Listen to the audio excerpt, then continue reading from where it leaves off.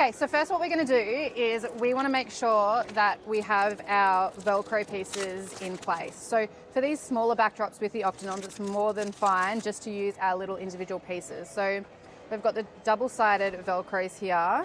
I tend to just put them together beforehand just to make it a little bit easier. And we want to rip each one off. Now, if you pull it tight enough, half is totally fine. And we want to make sure that we have some spares for next time or some spares for in case you need them later for the sides or whatever. So I tend to cut them in half. So I'm going to remove the backing off my Velcro and put it in the corner. You want it relatively close, but not right in the corner because the Octanorm infills actually have the metal sides, and you want to be able to slip the side of the backdrop behind it just to make it more secure and more flat. So leave that's 1/2 centimetre. You can even leave a little bit more there, like that, and then just push it down so it's nice and secure. Obviously leaving the other side of the paper on until we're actually hanging it, and then you can do it once you're up the ladder.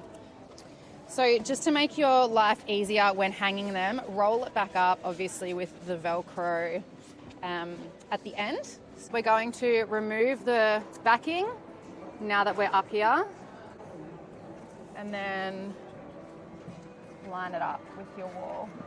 Stick in your first corner and then just make sure you press it down really tight and then pull it across, line it up so it's flush with the wall. Keep in mind, some of these walls, especially like the one that we're using today, can be a bit old and rickety. So when you drop it, it may not be perfectly square, but that's the best thing about the Velcro is if it's not, you can separate the Velcro. So don't pull it away from the sticky bit, but actually separate the two pieces. And then you can realign it if you need to make sure it's straight on the wall. And then you just drop your panel and it's flush. Perfect.